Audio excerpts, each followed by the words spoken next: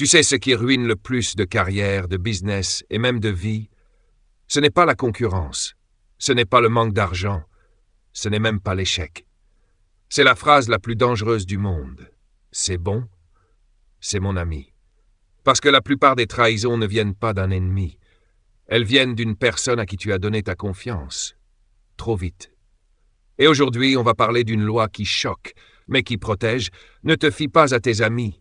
Apprends à utiliser tes ennemis. Je sais déjà ce que tu penses. Mais moi, je suis loyal. Moi, je suis quelqu'un de bien. Mes amis, c'est ma famille. Je comprends. Tu as grandi avec l'idée que l'amitié, c'est sacré. Que les vrais, ça se garde près de soi. Que quand tu montes, tu dois monter avec tes proches. Et pourtant, tu l'as peut-être vécu, ou tu l'as vu. Dès que tu commences à avancer, certains changent. Ils sourient, mais leur énergie devient lourde. Ils te félicitent, mais minimisent. Ils te conseillent, mais te ralentissent. Et toi, parce que c'est un ami, tu ignores les signaux, jusqu'au jour où tu payes le prix. Robert Greene explique un mécanisme simple. Un ami peut devenir dangereux pour une raison très humaine. Il te connaît, il se sent proche, il se croit autorisé, et surtout, il peut ressentir quelque chose qu'un ennemi ressent rarement, la jalousie silencieuse. Ton ennemi, lui, ne se cache pas. Il assume la tension. Il sait qu'il doit gagner ta confiance. Il sait qu'il est observé. Ton ami, lui, pense qu'il n'a pas besoin de faire d'efforts, et c'est là que les surprises arrivent. Première idée clé. Un ami te veut du bien, mais pas toujours plus de bien qu'à lui. Ça, c'est une vérité qui fait mal. Mais c'est une vérité qui libère. Quand tu dépasses quelqu'un de proche, tu crées un miroir. Et dans ce miroir, il peut voir ses propres limites. Ses regrets, son retard, et même s'il t'aime, ça peut le piquer. Il ne va pas forcément te planter avec un couteau. Parfois, c'est plus subtil. Il va te distraire, te décourager, te ramener au raisonnable, te rappeler tes erreurs passées, et sans le savoir, tu commences à réduire ta propre ambition pour garder la paix. Deuxième idée clé. L'amitié crée des dettes émotionnelles. Et les dettes coûtent cher. Quand tu travailles avec un ami, tu mélanges deux mondes, l'émotion et l'efficacité. Un collaborateur neutre, tu peux le recadrer. Un ami, tu hésites. Tu marches sur des œufs. Tu acceptes des retards, des erreurs, des manques de sérieux parce que c'est un ami.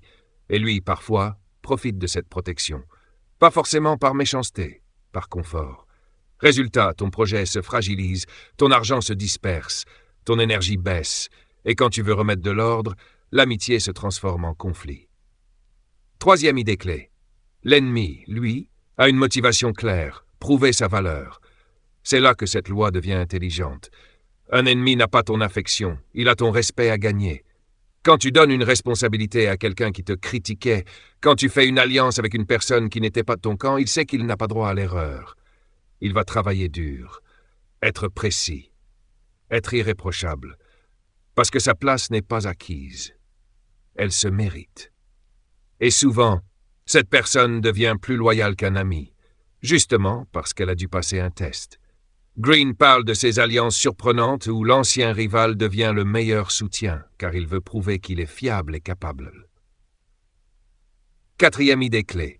Utiliser un ennemi ne veut pas dire lui donner ton cœur. Ça veut dire utiliser la logique au lieu de l'émotion. Tu ne dois pas être naïf. Tu ne dois pas tout révéler. Tu ne dois pas confondre alliance et amitié. Une alliance, c'est un échange d'intérêts, un équilibre. Tu peux collaborer avec quelqu'un sans lui donner accès à ta vie. Tu peux travailler avec quelqu'un sans lui donner tes secrets. C'est même souvent la meilleure stratégie. Proche dans le projet, distant dans l'intime. Cinquième idée clé, très concrète. Si tu veux avancer, évalue les gens par leurs actes, pas par leur statut. Mon ami ne veut pas dire fiable. Mon ennemi ne veut pas dire inutile. Pose-toi des questions simples. Qui est vraiment content quand je gagne ? Qui se réjouit sans arrière-pensée? Qui me critique pour m'élever et non pour me rabaisser? Et à l'inverse, qui, même en désaccord avec moi, reste professionnel? Qui respecte les règles? Qui est constant? Qui assume ses responsabilités? Tu vas être surpris de ce que tu vas découvrir. Et je veux que tu gardes une chose en tête. Cette vidéo ne te dit pas de devenir froid. Elle te dit de devenir clair. Dans la suite, je vais te montrer comment appliquer cette loi dans la vraie vie, au travail, dans un business, dans l'argent et même dans tes relations.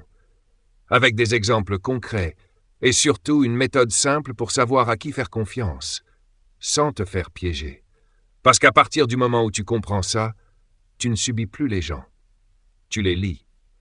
Écris en commentaire, est-ce que tu as déjà été freiné ou trahi par quelqu'un de proche? Juste un mot, une phrase, ce que tu veux, et reste bien connecté à la chaîne. Ici, on apprend les règles que personne ne t'enseigne, mais qui décident de qui monte et de qui reste bloqué. Maintenant, on passe au concret. Parce qu'entendre cette loi, c'est une chose, l'appliquer sans devenir parano, c'en est une autre. L'objectif, ce n'est pas de vivre dans la méfiance. L'objectif, c'est de devenir lucide. Première application simple au travail. Si tu travailles dans une équipe, tu as déjà vu ça. Un ami au bureau, quelqu'un avec qui tu rigoles, tu te confies, tu partages, et au moment d'une promotion, d'un projet important, d'une opportunité, cette personne change. Pas forcément en face, mais dans les détails. Elle garde l'information, elle te laisse faire l'erreur, elle ne te recommande pas, elle te critique gentiment devant les autres.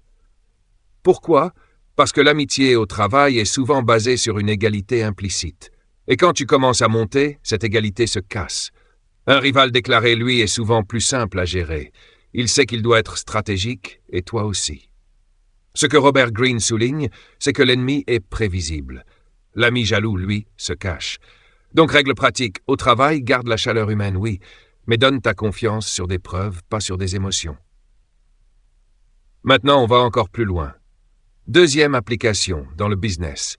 Beaucoup de personnes lancent une activité avec leurs amis. Au début, c'est magique. Vision commune, motivation, énergie. Puis l'argent arrive ou n'arrive pas. Et là, tu vois la vraie nature des choses. Les responsabilités deviennent floues. Les promesses deviennent des t'inquiètes. Les retards deviennent des habitudes. Et toi, tu te tais parce que tu veux protéger l'amitié. Mais un business ne respecte pas l'amitié.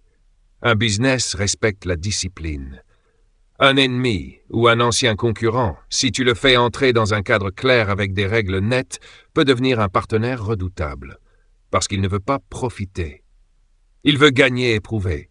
Greene donne l'idée que transformer un rival en allié, c'est souvent neutraliser une menace tout en gagnant une force.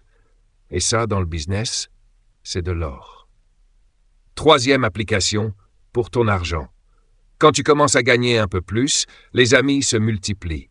Certains te demandent des services, d'autres des prêts, d'autres veulent que tu investisses dans leurs idées. Et si tu dis non, tu deviens bizarre, tu deviens égoïste, tu changes. Voilà le piège. L'amitié peut devenir une pression financière, et tu peux te retrouver à payer pour être aimé, à donner pour garder la paix, à prouver ta loyauté par ton portefeuille. Alors qu'un ennemi, lui, n'attend rien de toi, gratuitement. Il te respecte ou il te combat, mais il ne t'aspire pas dans une dette émotionnelle. Règle pratique. Dans l'argent, ne mélange jamais générosité et culpabilité. Sois clair, sois ferme, et surtout, protège ton futur. Quatrième application, dans tes émotions. Tu dois comprendre un point. Le plus grand danger d'un ami, ce n'est pas la trahison directe. C'est l'influence lente. Un ami peut te maintenir petit, sans jamais te le dire. Par des phrases comme « tu changes »,« fais attention, tu te prends pour quelqu'un »,« tu crois que ça va marcher ton truc », redescends un peu. Et comme c'est un ami, tu l'écoutes. Tu prends ça au sérieux. Tu doutes. Alors qu'un ennemi, quand il te critique, ça peut te donner du feu. Ça te pousse à prouver. Ça te renforce. Greene rappelle à travers des exemples qu'un opposant peut parfois être la meilleure source d'énergie, de lucidité, parce qu'il te force à devenir meilleur. Cinquième application, la plus importante. La méthode pour savoir qui est qui. Je te donne une grille simple à utiliser partout. Un ami fiable, c'est quelqu'un qui se réjouit vraiment de tes victoires, te dit la vérité, même quand ça dérange, respecte tes limites et ne te met jamais en compétition avec lui-même. Un ami dangereux, c'est quelqu'un qui minimise tes progrès, te fait culpabiliser quand tu avances, te pousse à rester comme avant et devient flou quand il y a de l'intérêt en jeu. Un ennemi utile, c'est quelqu'un qui est prévisible, respecte les règles, a une motivation claire et peut être encadré par un accord simple. Un ennemi dangereux, c'est quelqu'un qui attaque dans l'ombre, change sans raison, manipule les autres et cherche à te détruire plutôt qu'à gagner. Tu vois la différence? C'est une question de clarté et de constance. Cette loi ne te dit pas de vivre seul. Elle te dit de ne plus confondre proximité et loyauté. Le monde du pouvoir est rempli de sourires. Et parfois, le sourire le plus dangereux, c'est celui de quelqu'un qui te connaît trop bien. Deviens lucide et tu deviendras libre. Apprends à lire les intérêts et tu protégeras ton avenir. Si cette vidéo t'a réveillé, laisse un commentaire avec cette phrase « Je choisis la lucidité ». Comme ça, je saurai que tu es prêt à passer au niveau au-dessus. Et si tu veux continuer à apprendre ces règles invisibles qui te rendent plus fort au travail, plus dangereux en business et plus stable dans tes décisions d'argent, reste dans l'univers de la chaîne. La prochaine vidéo va te montrer une autre loi que la plupart des gens ignorent, jusqu'au jour où ils la regrettent.